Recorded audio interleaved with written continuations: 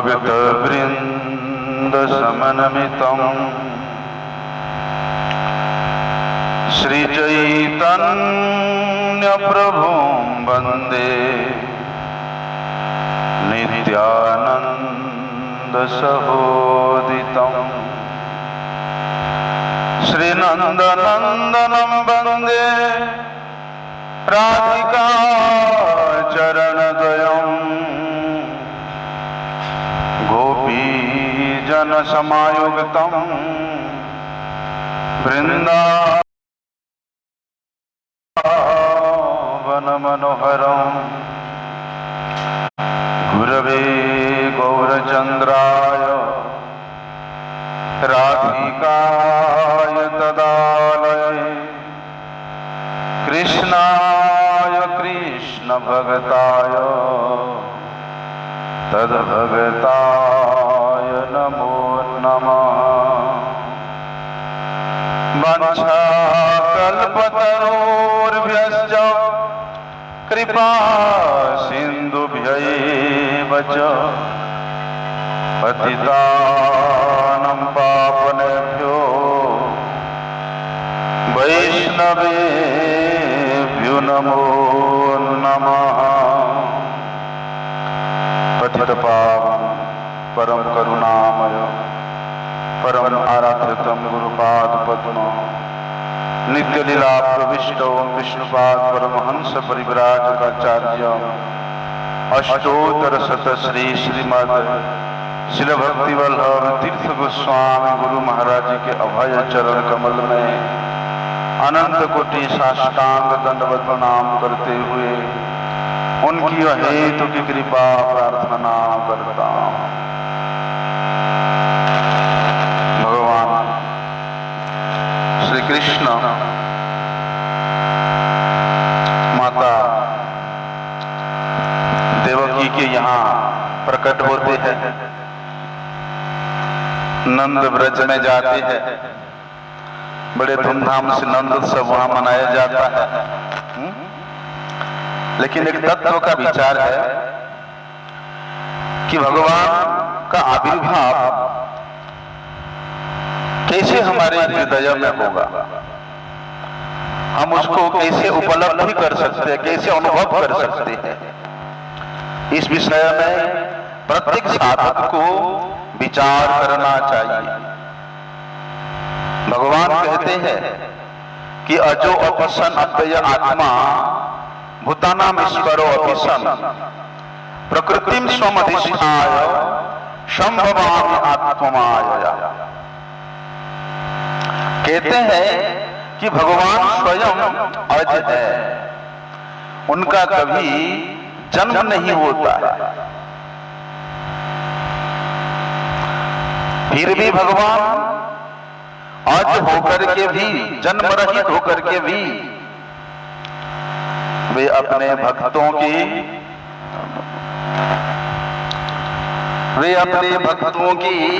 इच्छा को परिपूर्ण करने के लिए, भक्तों की प्रीति विधान करने के लिए भगवान जन्म लीला का रहस्य करती है।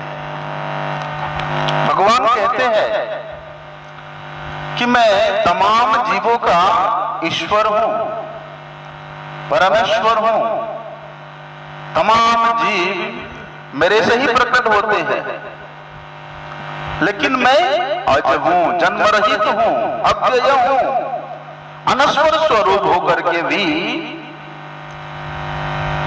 मैं केवल अपने भक्तों के हितार्थ, अपने भक्तों के हृदय में आविर्भूत होता हूं, आविर्भाव लीला करता हूं। किस प्रकार से बोलते, संभवामि आत्ममायया। भगवान सच्चिदानंद घन स्वरूप है, वे अपनी आत्ममाया के द्वारा, आत्ममाया द्वारा मतलब आत्मभूता माया, वो क्या है? योग माया। वो क्या है? चित्त शक्ति। बोलते उस योग माया के द्वारा, उस चित्त शक्ति के द्वारा, उस आत्मभूता माया के द्वारा भगवान कभी मनुष्य के रूप में, कभी तिर्यक, कभी पशु पक्षी, जहां भी भगवान की लीला करने का इच्छा होता है उसी उसी जोनी में भगवान आविर्भूत होते हैं, प्रकट होते हैं।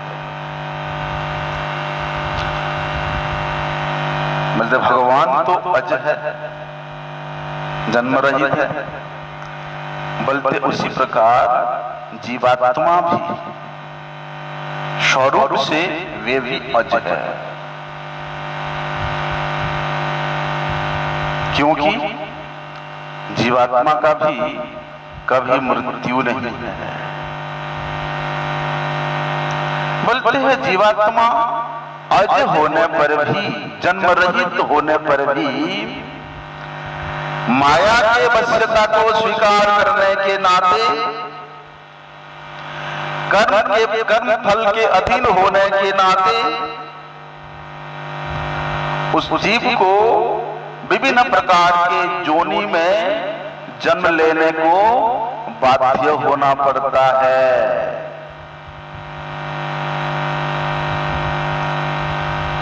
जब तक जीव स्वसुख कामना की इच्छा से इस माया निबंधन प्रकृति में अपना स्थिति को, अपना इस मिथ्या स्वरूप को, मिथ्या अभिमान को, मिथ्या अहंकार को लेकर के वे रहता है, तो उसको उसी कारण अनेक प्रकार की जोनियों से होकर के गुजरना पड़ता है। उसके लिए वो बाध्य बाधकता स्वरूप हो जाता है, वे नहीं चाहते हुए भी उसको वहां ढकेल दिया जाता है। परंतु सर्वतंत्र स्वतंत्र भगवान श्री हरि वे स्वराट है, वे पुरुषोत्तम लीलामय श्री हरि अपनी स्व इच्छा से अथवा अपनी भक्तों की इच्छा के अनुसार अपनी उस नित्य सच्चिदानंद स्वरूप को लेकर के इस प्रपंच में आविर्भूत होते हैं। इस प्रपंच में वे प्रकट होने का लीला करके समस्त जगत के जीवों का नित्य कल्याण करते हैं।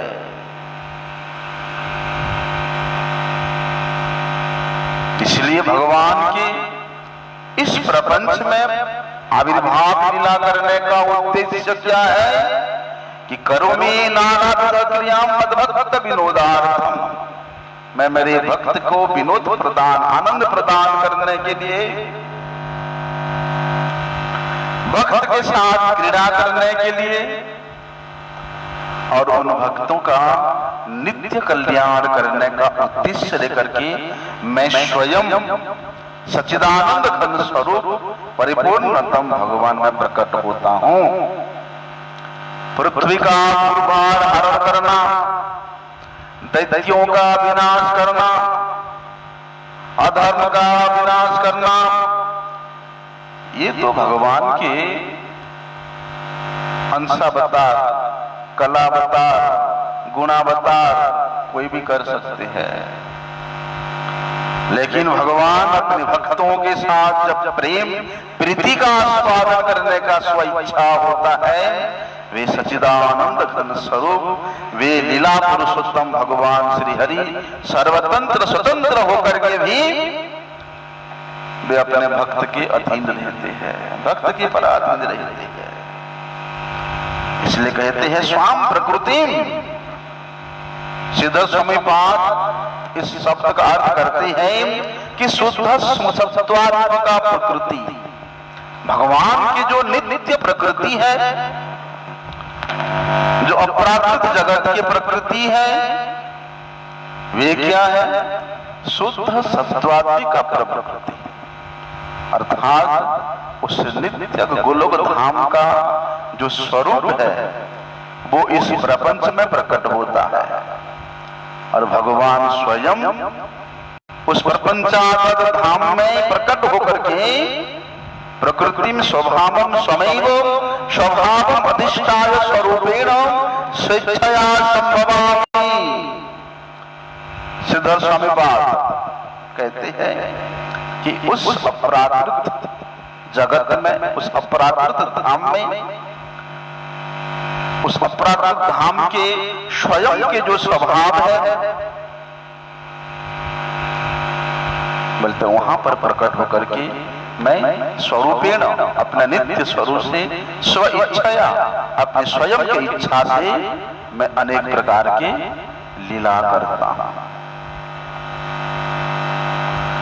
श्री मधुसूदन सरस्वती पाद कहते हैं कि स्वस्वरूपम अधिष्ठाय स्वरूपावस्थित एव संभवात देहादि भावभंतरेण एव देहवत् व्यवहार इत्यर्थः।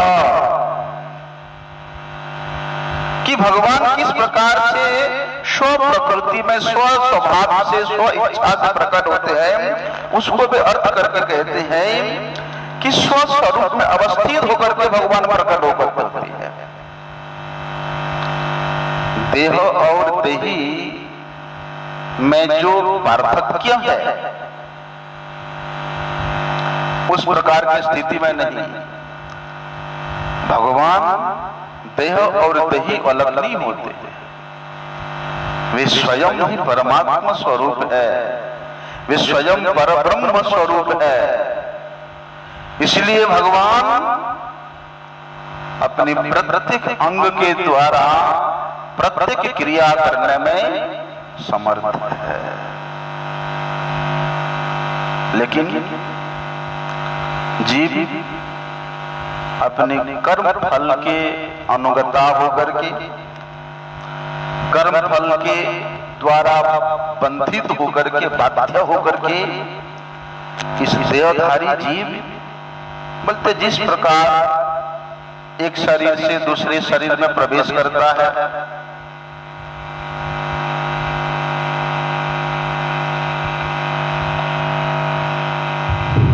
जिस प्रकार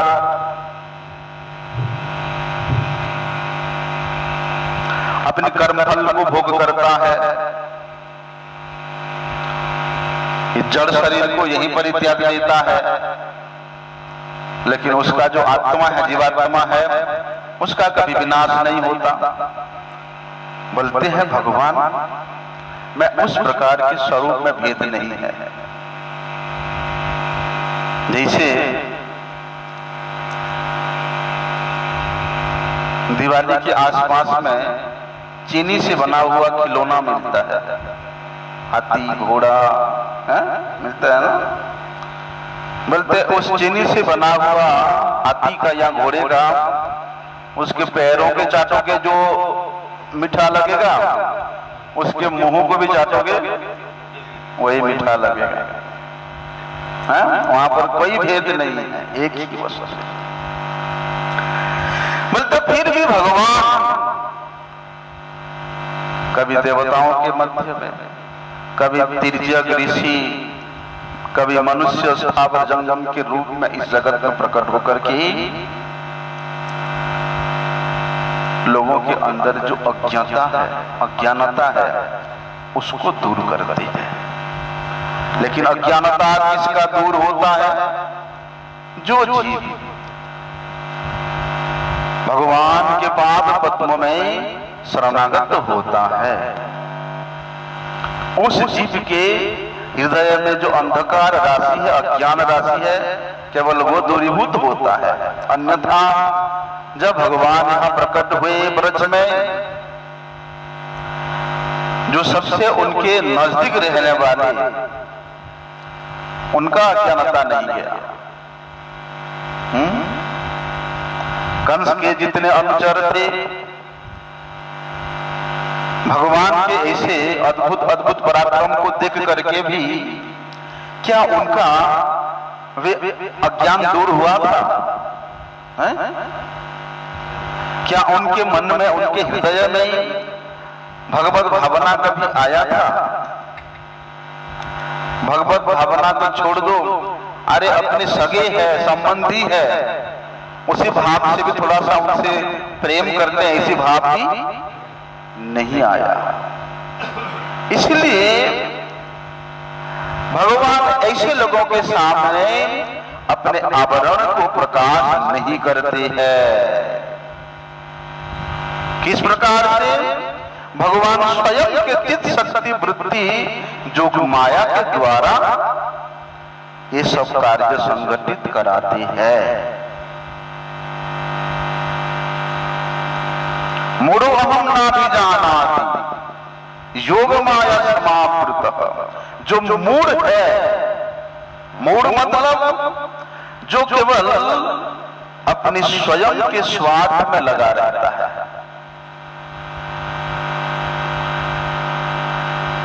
ये शरीर को ही वो अपना स्वार्थ समझता है। शरीर को सुख देना ही उसका एकमात्र लक्ष्य रहता है। स्व अर्थ का क्या वास्तविक तात्पर्य है जो कभी नहीं जानता है। बोलते ऐसे मूढ़ व्यक्ति के सामने भगवान योग माया के द्वारा वे आवृत्त रहते हैं। अपने स्वयं के स्वरूप को ऐसे लोगों के सामने भगवान कभी भी प्रकट नहीं करते। इसलिए आत्ममाया, आत्ममाया का मतलब होता है आत्मज्ञान भी होते। आत्मज्ञान है ना, जब भगवान के लिए ये शब्द व्यवहार होता है, माया शब्द, आत्ममाया शब्द, तब वो ज्ञान के तात्पर्य के साथ व्यवहार होता है। इसलिए स्वयं जो भगवान संबित चित्त शक्ति, संबित चित्त शक्ति के द्वारा परिपूर्ण भगवान है, विश्व स्वरूप ज्ञानवान और शरणागत भक्तों के हृदय में प्रकट होते हैं।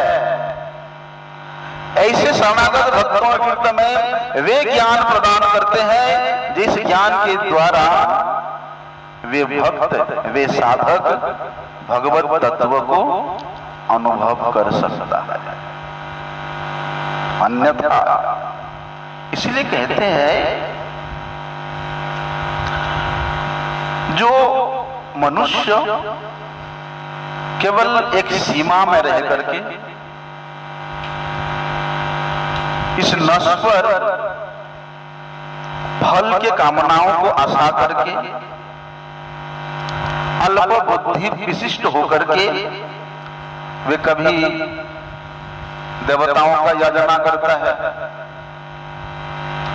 कभी सिद्ध चारण गंधर्वों का याचना करता है। बोलते ऐसे व्यक्ति के सामने भगवान कभी आविर्भूत नहीं होते हैं। अंतवंत फलम तेषाम तद्भवति अल्पमेधसाम्। अरे देवताओं की बात तो छोड़ दो, वे देवता तो उस स्वर्ग में भोग विलास, स्वर्गीय भोग विलास को प्राप्त करने में हमेशा व्यस्त रहते हैं। उनके बात तो छोड़ो, अरे वेद, वेदांत, पुराण, स्मृति शास्त्र, ये सब में जो पारंगत पंडित भी है, वे भी केवल ज्ञान के द्वारा उस भगवत तत्व को, उस भगवत आविर्भाव रूप जो सिद्धांत है, अनुभव है, वो अपने हृदय में कभी अनुभव नहीं कर सकता है। भगवत तत्व के विषय में वे वेद अध्ययनकारी, वे शास्त्र दर्शी पंडित भी मोहग्रस्त हो जाता है। इसीलिए ब्रह्मा जी कहते हैं कि भैया अथापि देव पदाम्भुजद्वय प्रसाद लेशान गृहीत एवहि जानाति तत्वं भगवन् महिनमो न चान्यम एको अपि चिरम विचिन्वम्। ब्रह्मा जी कहते हैं कि हे भगवान, जो आपके पाद पद्म की करुणा से, आपके पाद पद्म का सेवा करके आपके पाद पद्म की करुणा को जो प्राप्त किया है, केवल वे व्यक्ति ही यथार्थ रूप में आपको अपने हृदय में अनुभव कर सकता है। आपके तत्व को वे व्यक्ति ही जान सकता है। आपके जो यथार्थ महात्म्य है, केवल वही व्यक्ति ही जान सकता है। पदाम भुज ध्वज प्रसाद निशान एव ही, आपके चरणों की, आपके कृपा की जिसको अनुभव हुआ है, प्राप्त हुआ है, लेश मात्र प्राप्त हुआ है, केवल वही व्यक्ति ही तत्वतः आपको जान सकता है। इसके व्यतीत कोई अनुसंधान के द्वारा, कोई अनुमान के द्वारा, कोई प्रमाण के द्वारा कितना भी चेष्टा करे, वे हे प्रभु आपको जानने में कभी समर्थ नहीं हो सकता है। इसलिए ब्रह्मा जी कहते हैं कि जानंत एव जानंतु किम बहुभुक्त्या नमे प्रभु मनसो वपुषो वाचो वैभवम तब गोचर। कि हे भगवान, मैं और अधिक आडंबर युक्त वाक्य का प्रयोग करके अपने आप को लज्जित करना नहीं चाहता हूं। आपके जो तत्व है, आपके जो गुण महिमा है, वे तो अनंत है। इतना अनंत है कि स्वयं अनंत देव जी अपने अनंत मुखों से, अनंत काल से उनके गुण महिमा को गान कर रहे हैं। लेकिन वे अनंत देव जी कहते हैं कि फिर भी मैं भगवान के उस गुण महिमा का कभी भी पार नहीं पा सका। इसलिए जानंत एव जानंत किम बहुभुक्त्या नमे प्रभु। अगर कोई पंडित अभिमानी व्यक्ति यही कहता है कि मैं तो भगवान के महिमा को जानता हूं, भगवत तत्व को मैं जानता हूं, तो ब्रह्मा जी कहते हैं जो ऐसा बोलता है उसको जानने दीजिए। अर्थात वास्तव में वो कभी नहीं जाना है, परंतु आपके वैभव, आपके महिमा मेरे तो ना वाणी के द्वारा और ना शरीर के द्वारा और ना मन के द्वारा कभी गोचरीभूत हुआ है। मैं लेश मात्र भी आपके वैभव को, आपके महिमा को मन, वाणी, शरीर के द्वारा नहीं जान पाया, स्पर्श भी नहीं कर पाया। स्वयं ब्रह्मा जी बोल रहे हैं।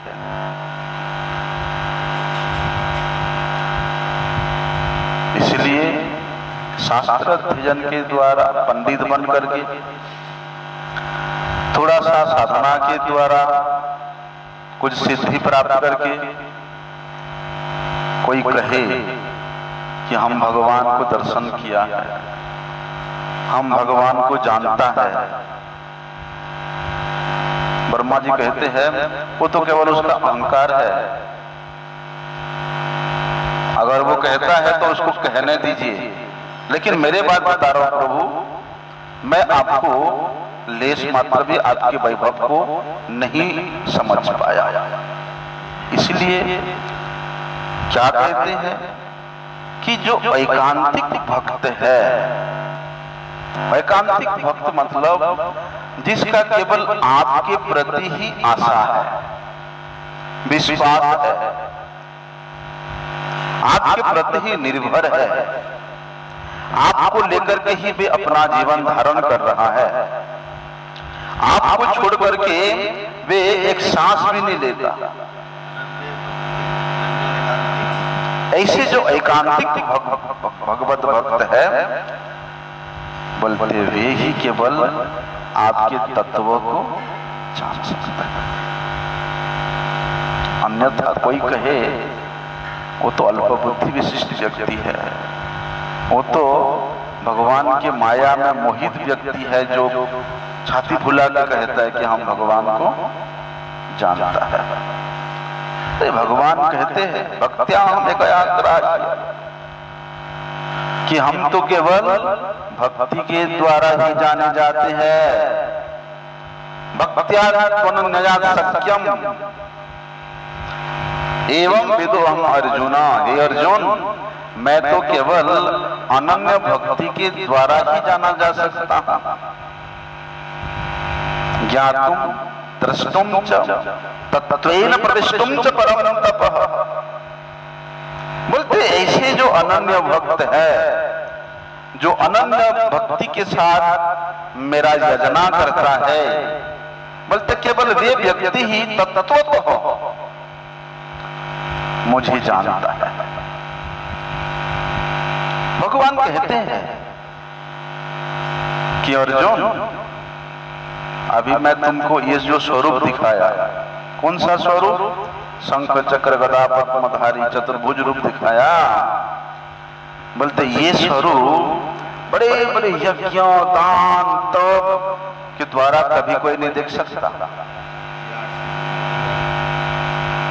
परंतु भगवान कहते वहां पर कि भक्त्या त्वनन्या सख्य, कि केवल अनन्य भक्ति के द्वारा ही मेरा स्वरूप को कोई देख सकता है, जान सकता है।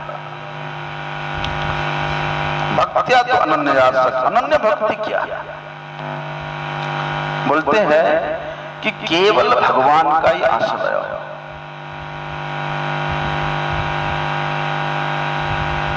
अपने घर का, परिवार का, पैसे का, धन संपत्ति का आश्रय लेने से नहीं चलेगा। अरे कोई बात नहीं, मेरे पास तो बैंक बैलेंस है, अब मठ वाले निकाल भी दे तो कोई टेंशन की बात नहीं है, मेरे पास तो पहले से जमा है। कोई सोचता अरे मेरे इतना जान पहचान लोग हैं, अगर मठ से मुझे निकाल भी दे तो मेरा सहारा तो कहीं ना कहीं से बन ही जाएगा। बोलते ऐसा भगवान के प्रति जहां परिपूर्ण आश्रय हो, परिपूर्ण सहारा हो, आशा हो, विश्वास हो, बोलते भगवान के सिवा वहां पर अपने योग्यता का, अपने बल का, अपने बुद्धि का वहां किंचित मात्रा भी सहारा नहीं होता है। मैं बलवान हूं, मैं बिजनेस करके, मैं भिक्षा करके, मैं कुछ करके मैं अपना चला लूंगा, नहीं, अपना बल का, बुद्धि का, योग्यता का भी सहारा को छोड़ना पड़ेगा।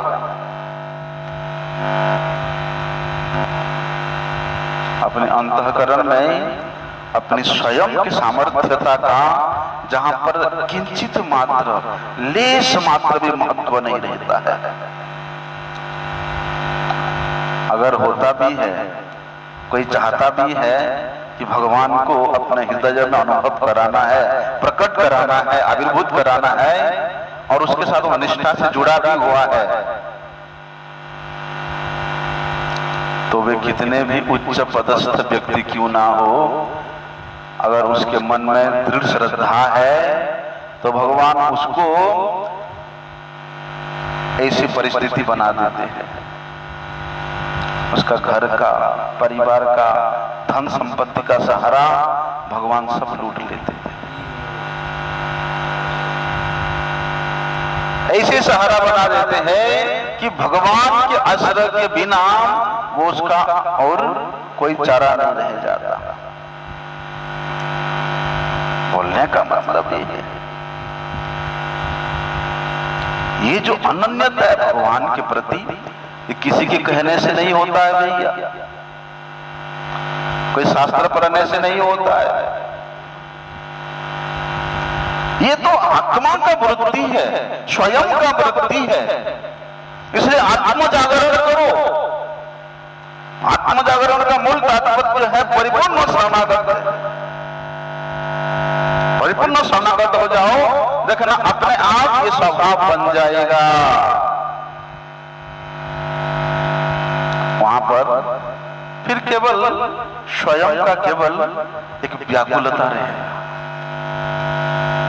यही व्याकुलता अर्थात यही उत्कंठा को ही तो भगवान उसके हृदय में उत्पादन करना चाहते हैं, प्रकट करना चाहते हैं। कैसी भी हो, बस भगवान को प्राप्त करने का, भगवान को अपने हृदय में अनुभूत कराने का अगर उत्कंठा हो, उसमें व्याकुलता हो, तो वास्तव में फिर वही व्यक्ति भगवान के दर्शन किए बिना एक पल भी उसको चैन नहीं मिलेगा, एक पल भी उसको चैन नहीं मिलेगा।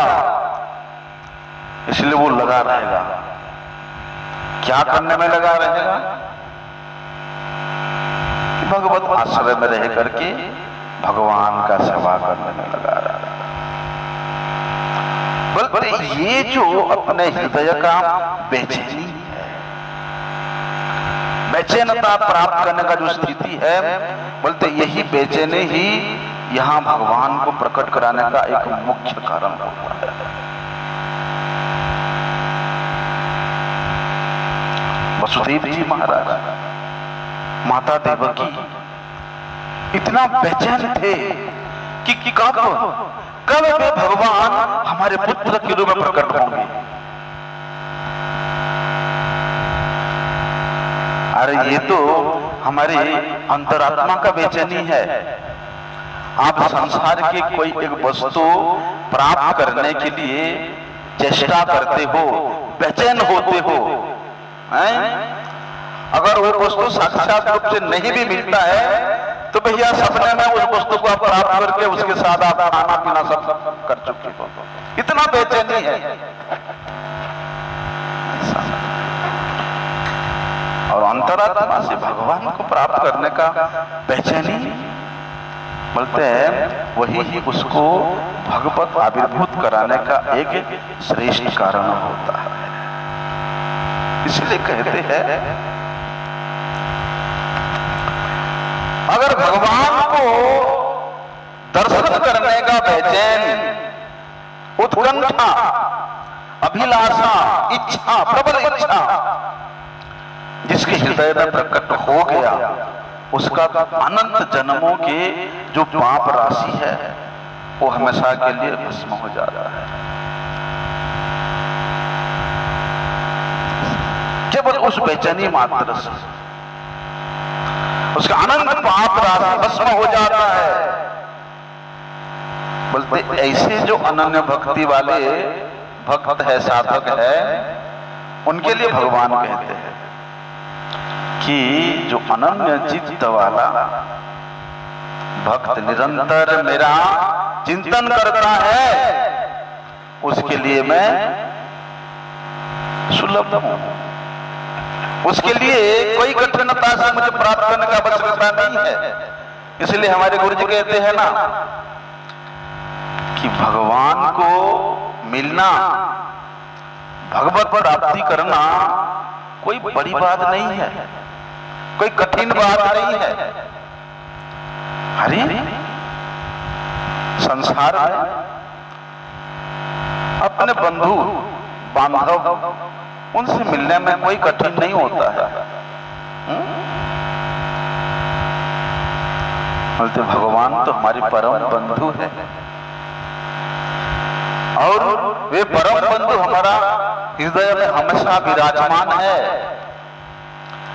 इसलिए अपने हृदय स्थित, अपने सबसे नजदीक स्थित जो परम बंधु भगवान है, उनको प्राप्त करना कोई विशेष कठिन नहीं है।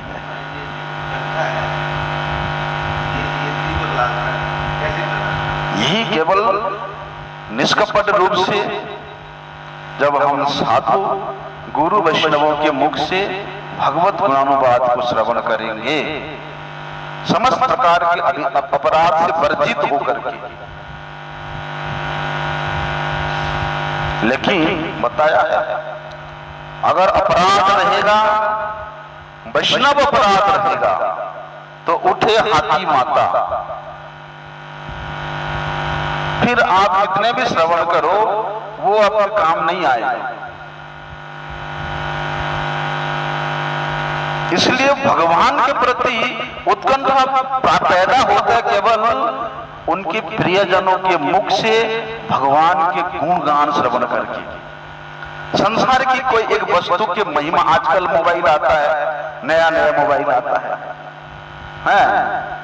अब देखते हैं कि भैया वो उधर का एक ब्रह्मचारी ने एप्पल आईफोन का आईफोन 12 नया आ गया, वो लिया है। अब उसके साथ मिलना हुआ, उस एप्पल आईफोन 12 के बारे में हम लोग सुना, ऐसा ऐसा खूबियां है, ये है वो है वो है। अच्छा ऐसा है, ठीक है, हम भी उसको लेंगे। बस फिर शुरू हो जाएगा उसके लिए, हाँ, चोरी से धमका के कैसे भी हो 1,25,000 रुपया लेना है, इकट्ठा करना है और वो फोन लेना है। जब तक फोन नहीं लेगा उसको चैन नहीं आएगा, क्योंकि उस फोन के महिमा को उसने, उसके ऑप्शन को, उसके कैमरे की क्वालिटी को, जो भी उसने देख लिया, सुन लिया। ये तो एक जगत की साधारण सा वस्तु है महाराज। भगवान रसमय है, वे आनंदमय है, वे माधुर्यमय है, वे ऐश्वर्यमय है। और उनके गुणों को श्रवण करके ऐसा कौन मूर्ख व्यक्ति होगा उनको प्राप्त करने के लिए प्रयास नहीं करेगा। लेकिन जब तक वो भगवान को हम लोग अपना जरूरत नहीं समझते हैं, भगवान को किसी का जरूरत नहीं है, हमको भगवान की जरूरत है। जिस प्रकार हमको उस मोबाइल की जरूरत है, उस प्रकार हमारे आत्मा को परमात्मा की जरूरत है।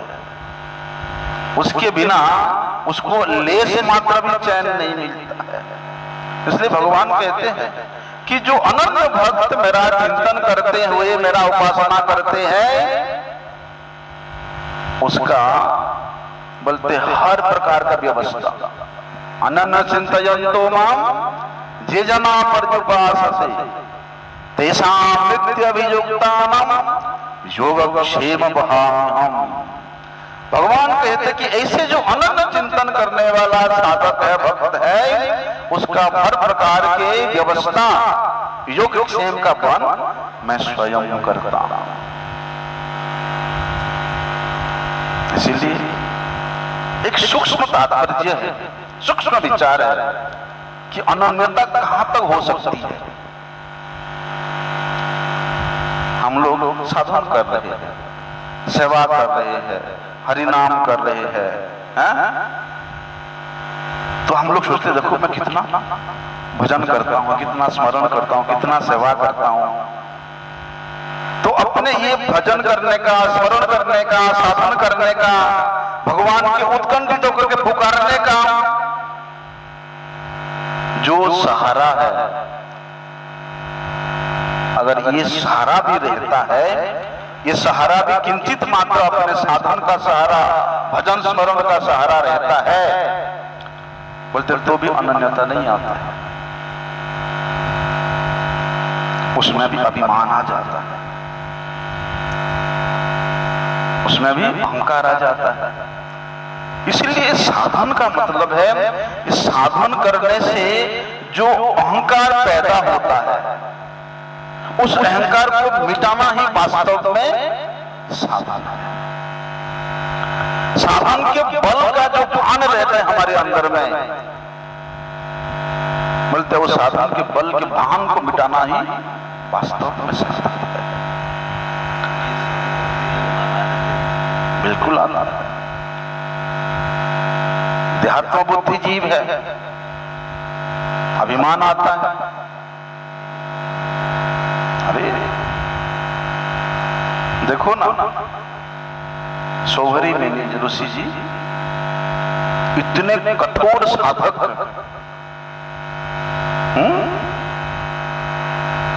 कि 10,000 वर्ष तक उन्होंने जमुना जी के जल के अंदर बैठ करके साधन किया था, लेकिन साधन का अभिमान हुआ। अरे हम अपने साधन के बल से यहाँ पर कालियानाथ को हम निर्भय देते हैं कि तुम आराम से रहो, देखा जगह गुरु रहेगा तो हम संभाल लेंगे। अपने साधन के बल से तो अभिमान किया था। विश्वामित्र जी इतने उच्च कोटि के साधक, इसलिए साधन करते करते इसमें जो अभिमान आ जाता है ना, साधन के द्वारा भगवान को प्राप्त कर लूंगा, साधन के द्वारा मैं ये कर लूंगा, वो कर लूंगा, सिद्धि प्राप्त कर लूंगा, बल्कि ये अभिमान को मिटाने के लिए तो साधन करना है। मूल बात यह है कि भगवान की प्राप्ति साधन के द्वारा नहीं होती, प्रत्युत साधन का अभिमान जब गल जाता है, पिघल जाता है, जब वो नवनीत समान हो जाता है पिघल के, तो उस हृदय में भगवान, अरे जहां अभिमान है तो कठोरता रहता है, इससे कठोर हृदय में भगवान प्रकट नहीं होते। जहां साधन का अभिमान गल जाता है, पिघल जाता है, वहां भगवान इस प्रकार के जब साधन करते करते अनन्य रूप से भगवान का चिंतन करते करते हमारा समस्त प्रकार के स्वयं का इच्छा, स्वयं का मान, अभिमान, सम्मान गल जाता है। इसी को तो महाप्रभु जी कहते हैं कि तृणादपि सुनिचेन तरोरपि सहिष्णुना अमानीन मानदीन कीर्तनीया सदा हरि किंकरम पतितमा विषमे भवामुधो। बोलते उस नंद तनुज कि किंकरत्व तभी अनुभव होगा, रसोत्व तभी अनुभव होगा जब हम इस प्रकार से गल जाएंगे। अरे हम इतना साधन किए हैं, हम काहे को किसी के पैरों के नीचे आएंगे भैया, सब हमको लाठी मारे हम क्यों सहन करेंगे? तृणादपि सुनिचेन, अरे वहां तक तो छोड़ दो भैया, उसके बारे में बात भी नहीं कर रहे हो, बात दूसरे कुछ कर रहे हो, लेकिन वो व्यक्ति सोचता कि मेरे बारे में ऐसे क्यों बोला, उसके बारे में कोई सोचा भी नहीं, फिर भी अभिमान आता है, अरे हम तो यहां पर ऐसा है वैसा है। ये जो अभिमान है ये जब तक रहेगा तब तक भगवान की शुद्ध कृपा प्राप्त नहीं होगा। और उसके लिए भगवान अपने भक्तों का अनेक प्रकार से परीक्षा भी लेते हैं, परीक्षा ले लेकर के उसको शुद्ध करते हैं। जैसे गुरु जी हमारे महाराज जी को एक लेटर लिखे थे, उसमें गुरु जी ने लिखे थे कि लोहार जिस प्रकार से एक लोहे को आग में गर्म करता है, फिर हथौड़ा में उसको बार बार पीटता है, फिर पानी में ठंडा करता है, फिर आग में गर्म करता है, फिर हथौड़ा में पीटता है, ऐसे कई बार करने के बाद उस लोहे को एक आकार प्रदान करता है। लेकिन वो लोहा जैसे चुप रहता है, कुछ नहीं कहता, नहीं बोलता कि मुझे क्यों बार बार गरम कर रहे हो, क्यों बार बार हथौड़ा मार रहे हो, नहीं बोलता वो लोहा। अगर लोहा प्रतिकार करने लग जाएगा तो लोहा वहां कुछ नहीं बना पाएगा। बोलते उसी प्रकार भगवान भी अपने भक्त को इसी स्थिति में लाने के लिए तृणादपि सुनित तरोरपि सहिष्णुना अमानीन मानदीन, इस स्थिति में लाने के लिए उसको ऐसे ही परीक्षा देते हैं। लेकिन सोचते हैं अरे हम इससे चल घर में हम अच्छे थे भैया, हैं इससे अच्छा तो घर में अच्छे थे, अच्छा पढ़ाई लिखाई करते, नौकरी करते, शादी ब्याह करते, अच्छा परिवार में रहते।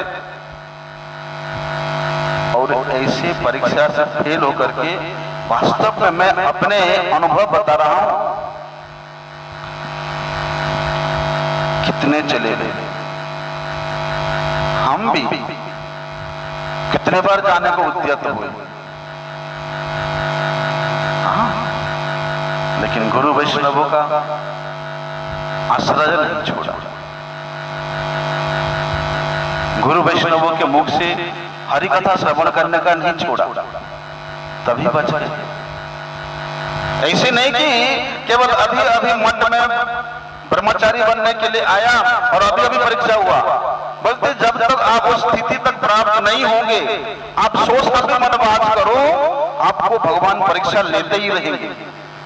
हाँ, बड़े बड़े महाराज,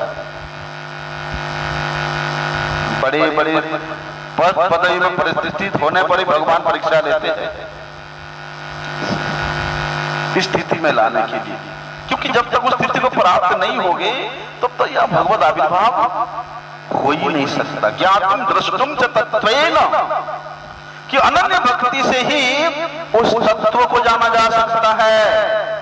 अनन्य भक्ति के द्वारा ही भगवान को देखा जा सकता है।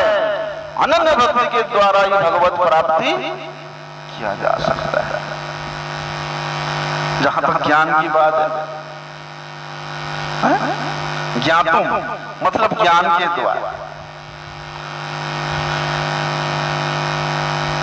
लेकिन ज्ञान के द्वारा आप उस प्रकार से भगवत तत्व को नहीं जान सकते, क्योंकि वासुदेव सर्वमिति, कि भगवान वासुदेव ही सब कुछ है।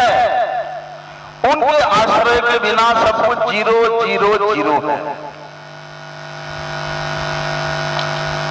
शुद्ध रूप से भगवत हरिनाम संकीर्तन के बिना बाकी सब जीरो है। इसलिए वे कहते हैं कि ऐसे जो महात्मा होते हैं बड़े दुर्लभ होते हैं, क्योंकि भगवान के उस परीक्षा को नहीं टिक पाते, इसलिए तो दुर्लभ कहते हैं। वासुदेव सर्वमिति सब महात्मा सुदुर्लभ, तभी तो उसको दुर्लभ कहा गया है। लेकिन कहते हैं कि ऐसे जो महात्मा है सदसत अहम, वास्तव में जो वास्तविक तत्व है मेरा, केवल वे ही जान पाता है। भगवान कहते हैं कि जिसके मन में जैसा भाव है, कोई मुझे राम के रूप में देखना चाहता है, कोई कृष्ण के रूप में देखना चाहता है, कोई नृसिंह वामन इत्यादि रूप में देखना चाहता है, तो मैं उसको उसी के मन के अनुरूप दर्शन कराता हूं। बोलते हैं कि ऐसे जो भक्त है वे भगवान के साथ अपनी क्या स्थिति है उसको अनुभव कर पाता है, कि भगवत दास्यत्व ही मेरा एकमात्र स्वरूप है। भगवत दास्यत्व को छोड़ करके मेरा और दूसरा कोई स्वरूप है ही नहीं।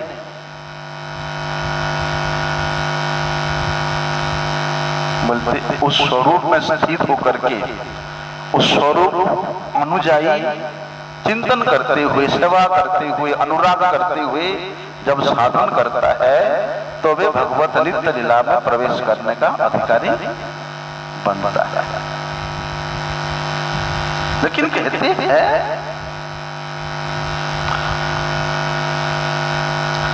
भक्त की भगवान के उस नित्य लीला में प्रवेश करने को जो इच्छा है वो भगवान की इच्छा से ही होता है, भगवत मर्जी से ही होता है। यद्यपि भगवान हमेशा अपने शरणागत आत्मा का, जीवात्मा का समस्त इच्छा को पूर्ण कर देते हैं, मतलब उसके इच्छा को समाप्ति कर देते हैं, उसके अंदर में कोई इच्छा रखते ही नहीं। बल्कि फिर भी भगवान की उस प्रेमिक भक्त के प्रति एक ऐसा विलक्षण स्वभाव रहता है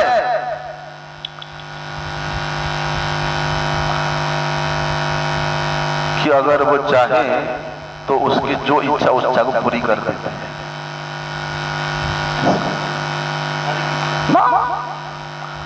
ये तो भगवत लीला की इच्छा बात हो रहा है यहाँ पर, कि वो भगवान के जिस रूप का दर्शन करना चाहता है, भगवान के जिस लीला में वो प्रवेश करना चाहता है, कृपामय भगवान उस अनन्य चिंतित भक्त को उसके वो इच्छा को पूर्ण करते हैं।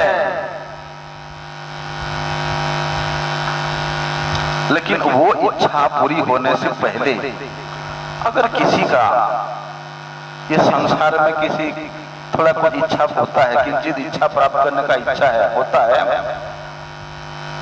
भगवान कहते जा उसको भी देख ले।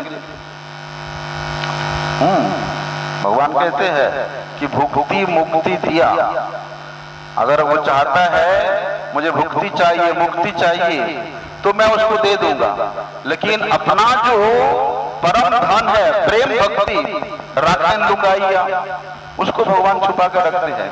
उसको तो उस अंतिम क्षण में देते हैं जब अनन्यता रूप शरणागति आता है। क्योंकि कोई कुछ प्राप्त करने के लिए भगवान के पास आता है, कोई कुछ जिज्ञासा के रूप के लिए आता है? तो भगवान उसकी इच्छा को पूर्ण तो करते हैं, लेकिन कहते हैं जैसे कि ध्रुव जी को उन्होंने इतना इच्छा पूरा किया कि 36,000 वर्ष तक उनको राज्य लक्ष्मी प्रदान कर दिया।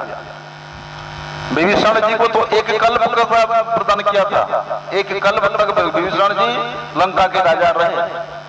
ऐसा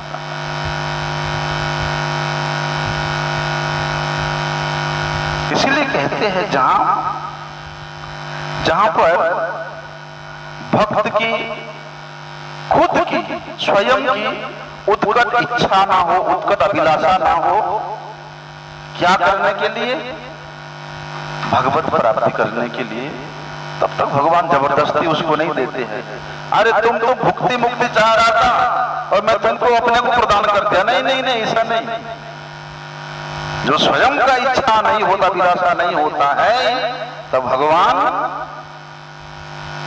लेकिन भगवान में एक विलक्षण स्वभाव होता है कि जो ऐसे अनन्यता भक्त है, अनन्य शरण भक्त है, अनन्य चिंतन भक्त है, भगवान का भी इच्छा होता है, भगवान का भी उत्कंठा होता है उस भक्त से मिलने के लिए। हाँ, और भगवान के उस मिलन में, भगवान का उस मिलन में अब इतना उत्कंठा जो मिलन है, अब उसमें कोई बाधा दे ही नहीं सकता। किसमें सामर्थ्य नहीं है कि भगवान को रोक दे? हैं?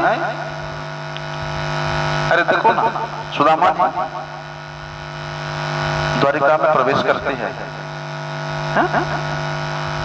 जैसे भगवान के पास खबर जाता है कि एक गरीब ब्राह्मण आपके द्वार पर आपका नाम लेके पुकार रहा है, नाम है उसका सुदामा। भगवान सुनते ही, सुदामा का नाम सुनते ही भगवान किस अवस्था में थे?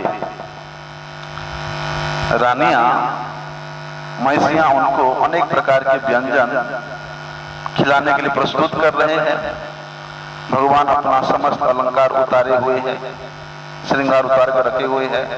समस्त रानियां उनको, कोई हवा कर रहा है, कोई चरण दबा रहा है, कोई अनेक प्रकार के व्यंजन सामने लाके रख रहा है। ऐसी अवस्था में भगवान खाली पे बिना कुछ श्रृंगार किए, अरे राजा है, द्वारिकाधीश है, ऐसे अगर वो द्वार में जाएगा तो एक राजा का वो होता है, प्रोटोकॉल होता है। बोलते रानियां कहती है मैसिया की प्रभु, अरे आप जूता तो पहन लो, कम से कम आप मुकुट पहन लो, कम से कम उत्तरी ले लो। बोलते नहीं, सोना भगवान कोई रोक नहीं पाया, जाकर अपने भक्त से भगवान गले मिलते जाकर के द्वार पर। तो ऐसे भक्त के साथ मिलने के लिए भगवान का भी अत्यधिक उत्कंठा होता है। भगवान के हृदय में भी वो मिलने का जो एक तड़प है उमड़ती रहती है। भगवान तो अनंत सामर्थ्यशाली है।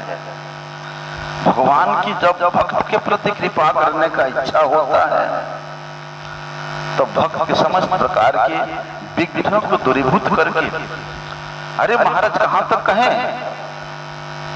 जिन देवकी और वसुदेव को भगवान माता पिता के रूप में स्वीकार करके वहां प्रकट होंगे, उनके प्रति कितना यातना दिया गया।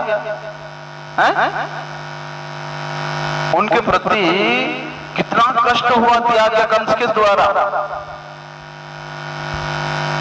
इसलिए चाहे कोई भी हो, बल्कि उस अन्नता रूपी स्थिति में उनको लाना ही पड़ता है, तब जाके भगवान वहां प्रकट होते हैं। बल्कि उसी प्रकार जब तक हमारे मन में किसी प्रकार के इच्छा रहेगा, तब तक हम भगवान को अपने हृदय में कभी भी आविर्भूत नहीं कर सकते हैं।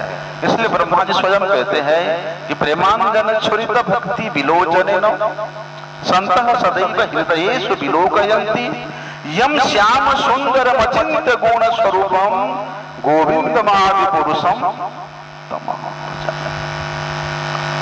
वही अनन्य तौर पे बात आया, बलते प्रेम रंजन से रंजित चक्षु के द्वारा ही, भक्ति नेत्र के द्वारा ही भगवान के भक्त लोग, साधु लोग उन भगवान के अपनी शुद्ध बुद्ध हृदय में अचिंत्य गुण स्वरूप श्याम सुंदर स्वरूप का दर्शन करते हैं।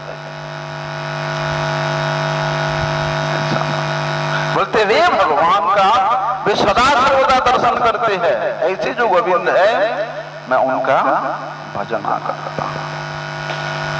इसलिए तो श्रुति भी कहती है कि उस भगवान को अगर अपना हृदय में आविर्भाव कराना है, प्रकट कराना है, दर्शन कराना है, तो भैया श्रुति कहती एक ही उपाय है, भक्ति रैवैनम नयति भक्ति रैवैनम दर्शयति भक्ति वाशः पुरुषो भक्ति रैव भूयसी।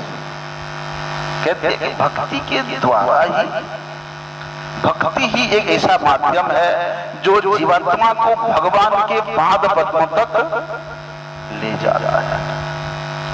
भक्ति रैवैनम दर्शयति, बल्कि ये अनन्य भक्ति ही भगवान का दर्शन कराती है। इतना ही नहीं, बल्कि भक्ति बस पुरुष, वे भगवान वे पुरुष भक्ति के द्वारा बस है। इसलिए तो कहते हम भक्त पराधीनो है कि मैं मेरे भक्त के हमेशा अधीन रहता। अच्छा, भक्ति देवी की अधीन रहती है भगवान। इसलिए भक्ति रेव भूयसी, बल्कि भक्ति के द्वारा ही भगवत प्राप्ति होगा, भगवत दर्शन होगा। ये सर्व शास्त्रों के द्वारा यही विदित है, यही निर्धारित है। दूसरा कोई उपाय के द्वारा आप भगवान को अनुभव आविर्भाव नहीं करा सकते हो। आगे का विषय कल श्रवण करेंगे। मंसा कल्पतरुभ्यश्च कृपा सिंधुभ्यैव च पतितानां